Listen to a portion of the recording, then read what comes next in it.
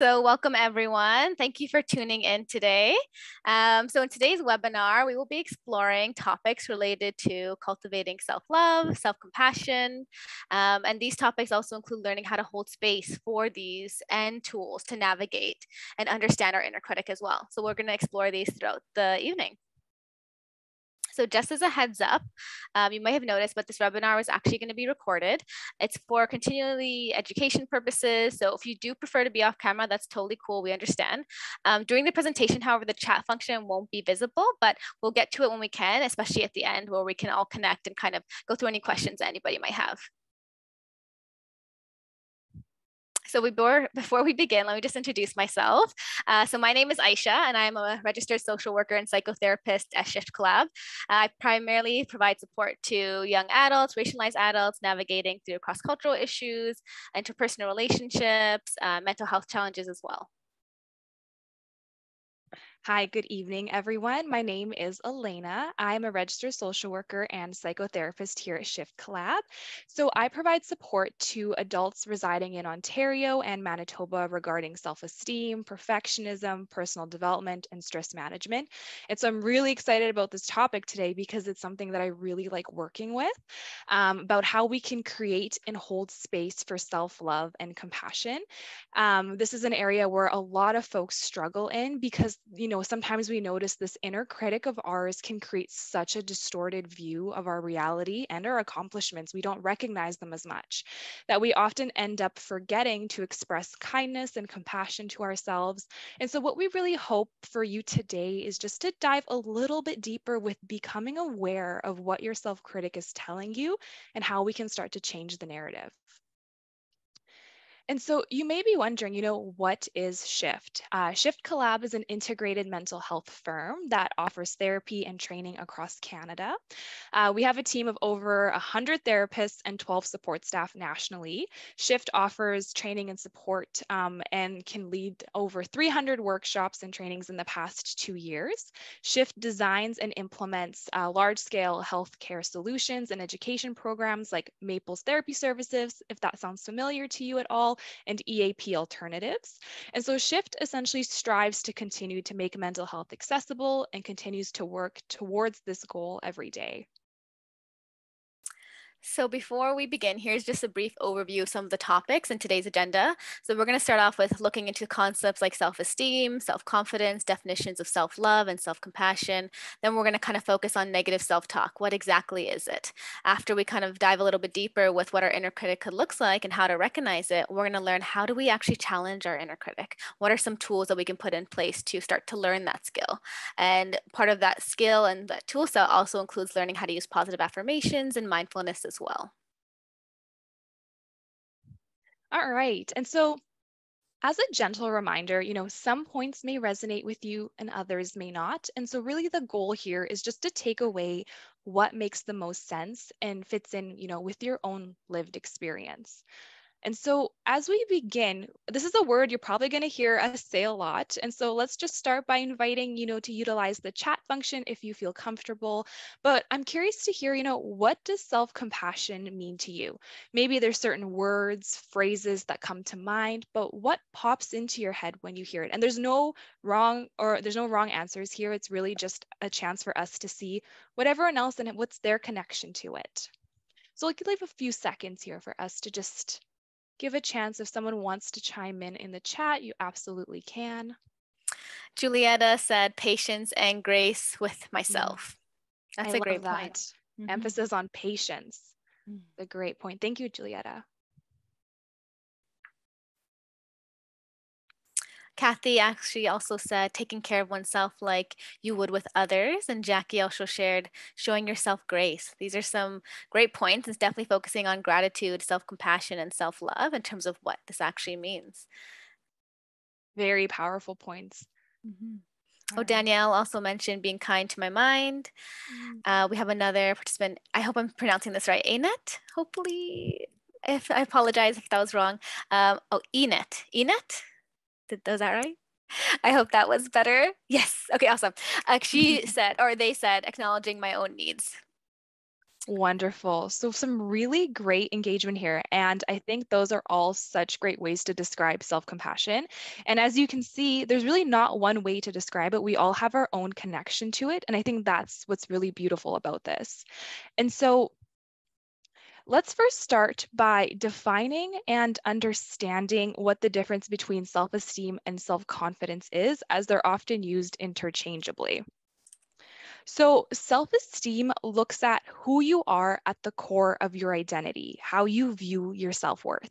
Self esteem comes from your, life experiences, the relationships you've had with caregivers growing up, and this, in itself can influence the way you're going to participate in the world.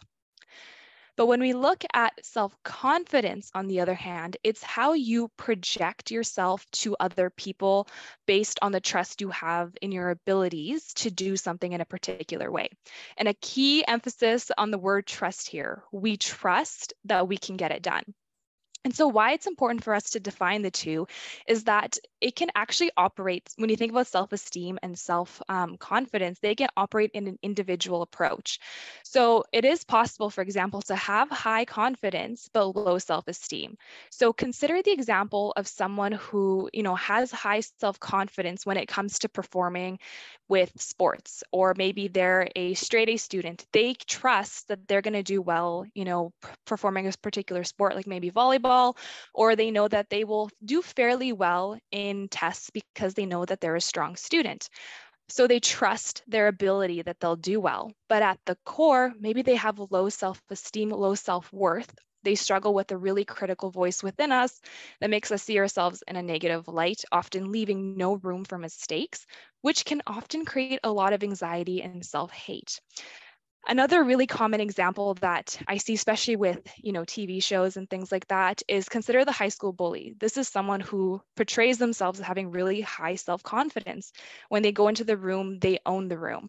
But then, a few episodes later, it's revealed they actually have really low self-esteem and self-worth. So for this webinar, we are going to focus the conversation around self-esteem. And so let's first look into what some of the signs that could potentially point towards low self-esteem. So the first one that I often see with a lot of my clients is this inability to trust themselves. And so what that can look like is not being able to use yourself as a resource and engaging in frequent reassurance checking, like asking your family or friends to make the decisions for them. Maybe there's triple checking to do, did they do the task correctly? Because somewhere in their mind, they're hearing, you're not trustworthy, you're going to make a mistake, and you need someone else to tell you that you won't. Another example are people-pleasing tendencies. And so this is when we sacrifice our own needs and happiness to meet the needs of others because perhaps we view the approval of other people as the ultimate acceptance that we're worthy. Another one is, engaging in frequent comparisons to others. So maybe you're gauging the room to see where they hypothetically stand in appearance or success-wise amongst the people. People with low self-esteem really do struggle with a critical voice. They often hear throughout the day, work, home, anywhere. And there's also a tendency to really fixate on flaws. And so kind of bringing it back to this piece on self-compassion, self-compassion has three components to it. And so this is identified by self-compassion researcher, Dr. Kristen Neff, that I highly, highly recommend everyone look into because she just articulates self-compassion in such a clear and easy way to understand. But essentially, when you look at self-compassion, a big piece of it, which we saw in the chat, right, is being kind and caring towards yourself rather than harshly critical. Another one is framing imperfection in terms of shared human experience. And so what that means is that, oftentimes when we're very critical, we're often striving for perfection. But in reality, nobody is perfect. One thing that people struggle to see is that humans are flawed, and that's completely okay. And so once you're able to come to terms that perfection is no longer the goal, you start to shift into this shared human experience that we all make mistakes, and that's okay. The last one is being able to see things clearly without exaggerating or ignoring details. And so what that, how I interpret this especially is that with our low self-esteem, we have a very narrow view of how we accept and process information. So if you have a very negative outlook on life and on yourself, when information comes in that's maybe positive, that discounts your view, oftentimes we don't take it in as much because we don't want to hear it, right? This doesn't confirm what I know about the world. And so that's why when you see people ask you questions, tell me your strengths or what are things that you like about yourself, sometimes folks who have a very critical person within them is they really struggle to come up with terms because they don't focus on that, but they'll probably be able to name you so many things that they would like to improve on. So the first step I want you to really reflect and ask yourself is, do I engage in frequent critical self-talk? So what we want to do is we want to build our awareness to when is this happening, especially if maybe you've gone through the motions of never really becoming aware of what we're saying to ourselves. Because when it comes to creating space for self-love and acceptance, we have to become curious and understand the history of this negative thought pattern through a series of questions and reflections. And so when you notice your mood decrease or shift in intensity, take a step back and ask yourself, what was going through my mind right now? Because when our critic is awakened, it has the power to shift our emotions, our thoughts, our behaviors. And so we really want to start recognizing when it starts to do that. And so why might it be hard to accept ourselves? So when we come into this world, we are molded and shaped by early experiences that we hold and also the ongoing life experiences that we encounter, which in turn helps create those mental shortcuts about how we understand our value and how the world works.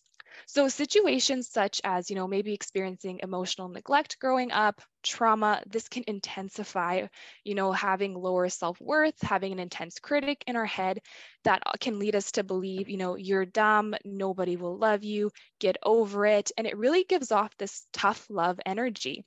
But what we're doing is that unconsciously, we're setting this message that we're not worthy of happiness and that if you achieve X, you'll be happy.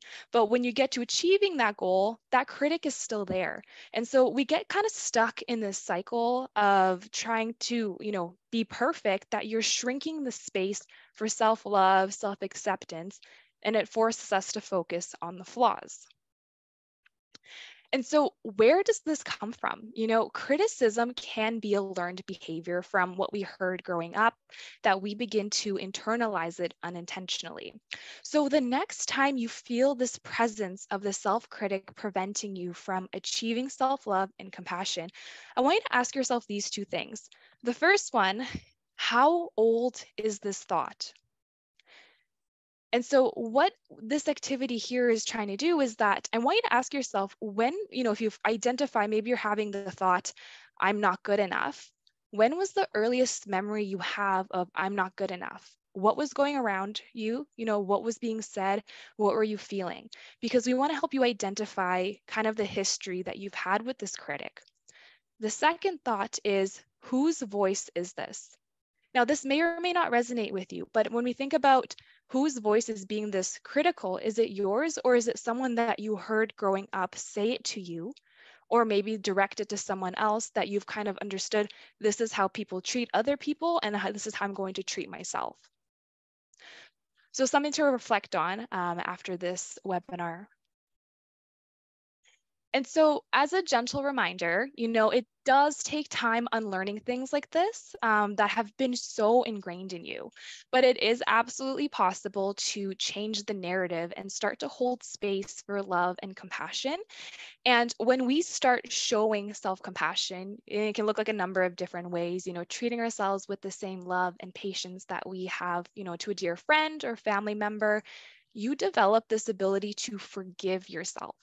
You lessen the intense expectations you might hold on yourself. And most importantly, you move away from perfection and more towards authenticity. And so, on a final note, before I pass it on to Aisha, I have for us to explore some more concrete strategies for creating space for self love and acceptance. I do want to address a very common question I hear from my clients when we start exploring self love and compassion. And that question is, what if I start to show myself kindness and compassion and this makes me lazy? By not being critical of myself, aren't I taking away the drive and forcing myself to become sloppy? And you know what? That's a fair assumption, especially because if you've been reinforcing this idea that I achieve all my goals, by being critical, by being hard on myself, by this is what's giving me that push. However, it's actually been found that self-compassion can enhance motivation rather than decrease it. So I want you to think of the difference in tone and how you may respond with this example that we use in terms of studying. So let's just say you receive a bad grade on a final exam. Self-critic in you says, you're so stupid, everyone is smarter than you will never amount to anything. But the self-compassionate side to you says, you know what? It's okay to feel sad right now. This was a really tough exam and everyone receives a bad grade at some point. Maybe I can reach out for help to establish new ways to understand this concept and do better. So looking at those two examples, you can see that the compassionate side can absolutely motivate. And trying to figure out, which one, how does each one make me feel? This first one can make you feel like you aren't doing well and might even force you to want to escape, to drop out and not engage in this course. The other one is acknowledging that, you know what, this is hard. This was a hard exam, but here are some options of what I could do to do better later on. And I'll go ahead and pass it on to Aisha. So I know it can be difficult to imagine, but as Elena mentioned, there are specific strategies and tools we can incorporate regularly to practice self-compassion and self-love. So how exactly do we start building that loving and compassionate relationship with ourselves? Well, part of this journey includes learning how to actively challenge our inner critic. And so there's quite a guided framework that we do have here. It's not all inclusive, but it does kind of overview a few great steps in terms of how we can learn how to challenge our inner critic. The first one being identifying your inner critic. So I know Elena kind of went a little bit more in depth to this, but in essence, just the first step is learning what our inner critic is telling us. It's important to recognize that our inner critic is not always an accurate reflection of reality. It's a viewpoint that we adopted based on our early life experiences, from what we heard, from what we saw, from attitudes towards us. So when we think about that, did we internalize that point of view or is it our own? So once we are able to identify our inner critic, the next step is labeling our inner critic and learning how to differentiate between our inner critic and ourselves. So one way to help us differentiate from our inner critic is to write these thoughts down in second person. So we can use you statements for this. So for example, if I have a thought like I can't get anything right or I'll never be successful, maybe we can write that down as you can't get anything right, you'll never be successful instead. So just notice that slight difference. When we use a you statement to rewrite how we think about what our inner critic is telling us, it helps to kind of differentiate the inner critic as an alien point of view, not as true statements. And we can also notice just how unkind our inner critic is to ourselves and how we can be to ourselves. So other ways to also label our inner critic can be, calling it something like the judge. We could call it the saboteur. Some people might like calling it the wolf, or whatever label really fits the unique ways that your mind kind of operates and how you envision your inner critic once you learn a little bit more about it. So similarly, whenever we recognize the voice of our inner critic, we can also practice thinking, thank you, inner critic. When it bombards us with unhelpful thoughts, we can resolve not to take that content too seriously in terms of how we apply it to ourselves. And we can just say, here is the inner critic again, doing its dirty work on schedule, on time. So when we observe it in action like this, we may want to remind ourselves that our thoughts are just words and our beliefs are just that, beliefs, not facts.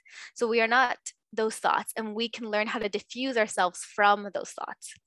So there is a massive difference between thinking something negative like, I can't do anything, and thinking my inner critic suggests I can't do anything. So that way we can create that distance between the thought and us and observe it a little bit more objectively. So another great way to actually center this self-compassion when thinking about our inner critic and how to respond to it is actually asking ourselves, what advice would we give to a friend if they had said this to us, if they sounded like our inner critic? So for instance, if a friend expressed feelings like of self-doubt, hopefully you wouldn't say, you can't ever do anything right, or you're so foolish, no one likes you. Yet we're so often quick to say those things to ourselves. Instead, you'd be more likely to offer your friend compassion, encouragement, affirmations. You might say something like, you made a mistake, but it's not the end of the world. It's important to treat ourselves as equally and as kind as we might treat a friend, and apply those words of encouragement to our own life. So after we're able to identify and separate from our inner critic, how do we respond to it? So learning how to respond to our inner critic, we do have a few simple exercises just to kind of put it out there in terms of some tools and how we can do that. So one way we can do this is by writing it down a more realistic and compassionate evaluation of ourselves to our inner critic.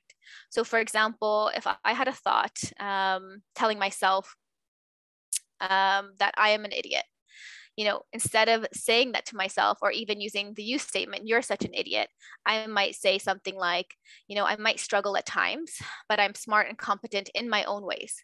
So in that exercise, what we're doing is really changing the narrative in terms of how we're speaking to ourselves, incorporating more of a kindness and compassionate aspect towards what we're feeling, and also more honest, actually.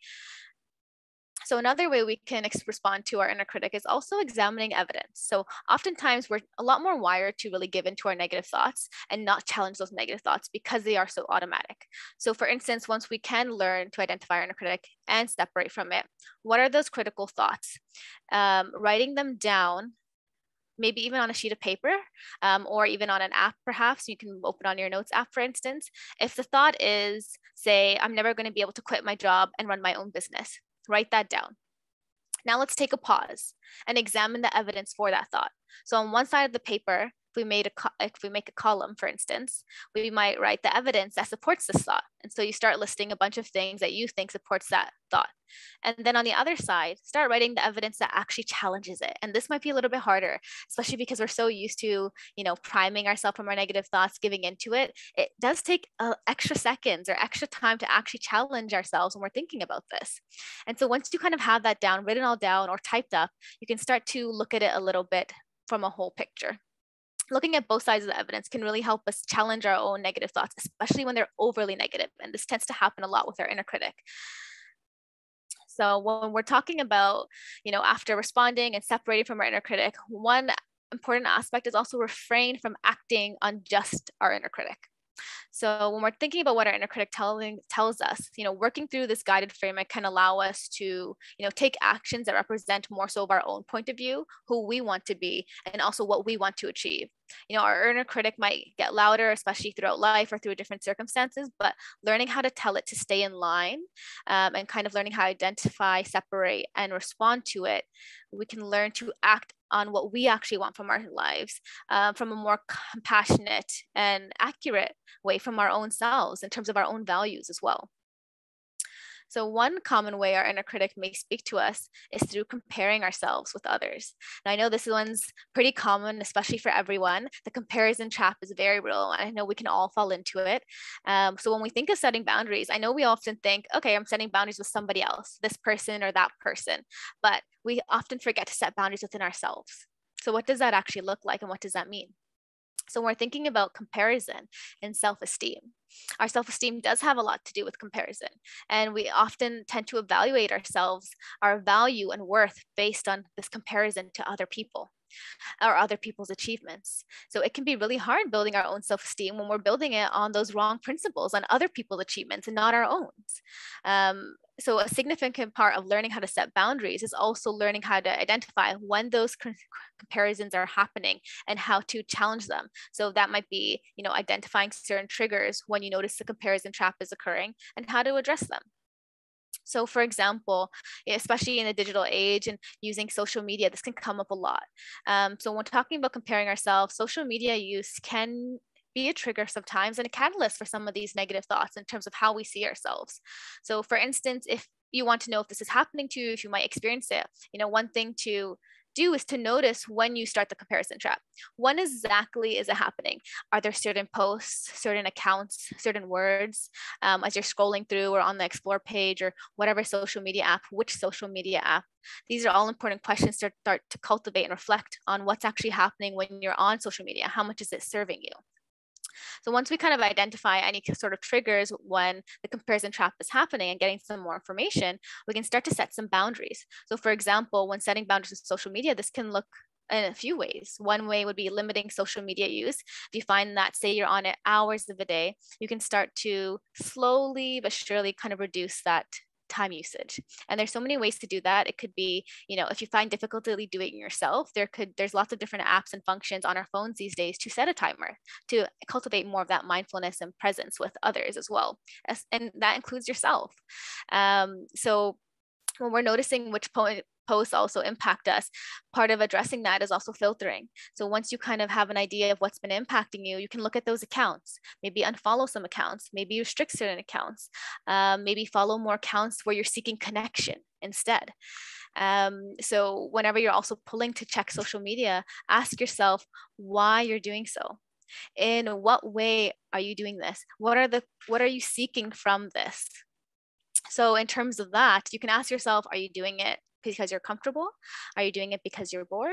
Are you seeking affirmation? What can you do to feel better instead? And that's a question we need to focus on in that part.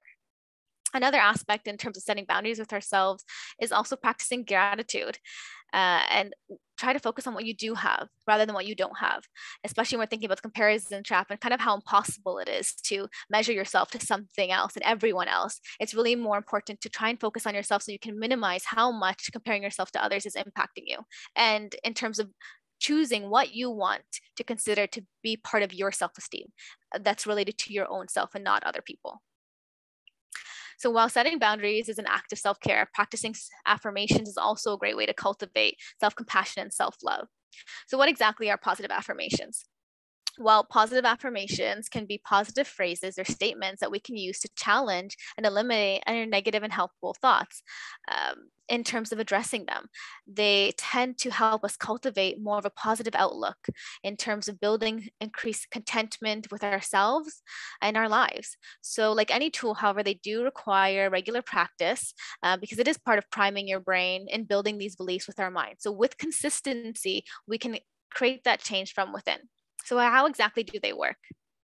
So positive affirmations work through constructing our own narrative about ourselves. So this is where we're kind of taking the power back into our own hands. What do we want to define us? And who gets to make that decision? And the answer is us, ourselves. So we're thinking about what narrative we want to create. We can be flexible, we can be capable of adapting to different circumstances. So in this narrative, we can view different aspects of ourselves as positive and flexible, and decide which competencies we want to use that we value in terms of defining what it means to be us. And a way to measure ourselves. So what makes up a positive affirmation? Well, we can create them ourselves. We can use pre-existing ones. We can even ask our loved ones for some feedback to reflect on what qualities do they see in us that we don't see in ourselves? What qualities do they love or traits that they might notice or admire? Once we have chosen a few positive affirmations, it can be as simple as practicing them repeatedly. It could be out loud. It could even be in our heads, especially with, sometimes we might have discomfort with even attaching anything positive to ourselves, especially if we're so used to thinking negatively. So starting with in your head can be a great way to start getting more comfortable with attaching anything positive to yourself, especially if you're noticing you're having some discomfort or barriers to using positive affirmations. It can even be written down in a journal as well, or practicing in front of the mirror so that you're making that eye contact with yourself. And again, you can start slow, we can start within our head and then kind of move towards, getting to where you feel more comfortable when it comes to using positive affirmations. So here are just a few examples of what positive affirmations look like. I'm just going to go over the first one just so we can all have idea, because I know we're kind of going over some time here. So the first one is just, I have the ability to reclaim my power. Okay, so that's just an example of an affirmation, a statement. Again, they can be anything that you want them to be. And there's great resources online as well if you're having trouble thinking of what they could even be.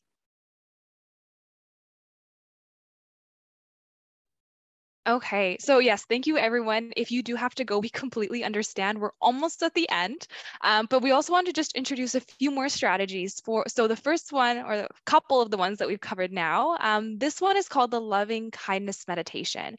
And this one here particularly is a self-care mindfulness technique that works to practice and increase your capacity for forgiveness, connection to others, self-acceptance, and many other areas.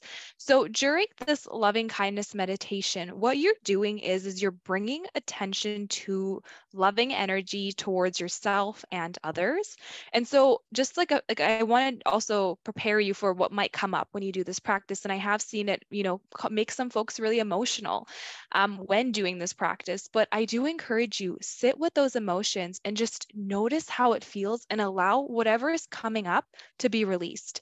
There are a lot of free guided recordings on YouTube that you can just search loving kindness meditation. There's a lot of different styles to find which one resonates with you, but it's one that I highly recommend to folks to try out.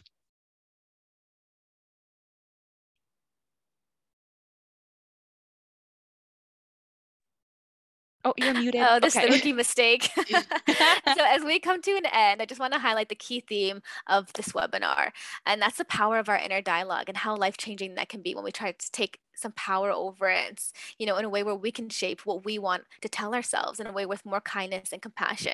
Our inner dialogue can either fuel us or it can even impede us. And while our inner critic can help us in a lot of ways, once it's overly harsh or negative, it can start to negatively impact us. So learning how to recognize, tame, and identify our inner critic can really help us silence some of that negativity where it can be more productive for us. As Elena mentioned, self-compassion has been shown to help motivate us more, if anything. So that actually brings us just to the end. We apologize for going a little bit over. Thank you all for attending and staying. And we just really hope that you kind of, got some things to reflect on, learn some possible tools to look more into and incorporate them in your daily life, or just learning a little bit more about yourself. So that brings us to an end of our webinar. Thank you everyone for listening. If you ever want to reach out to us or want to explore options for support, definitely don't hesitate to reach out at info@shiftcollab.com. If you have any questions, I think, Danielle, do we have time? Yeah, go ahead. If anybody has any questions, feel free to shoot them out. If anybody has to leave, that's 100% okay. Thank you for attending, and we hope that you got something from it. Yes, thank you so much, everyone. Have a lovely rest of your evening. And yeah, we'll just hang out here for a few moments.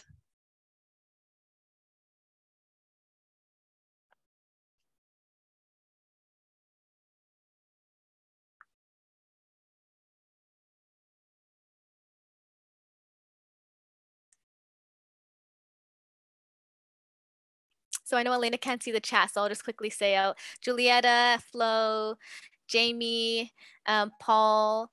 They all said thank you and communicating appreciation for the session. Thank you guys for attending. We really appreciate it. Yes, Enid said thank you as well.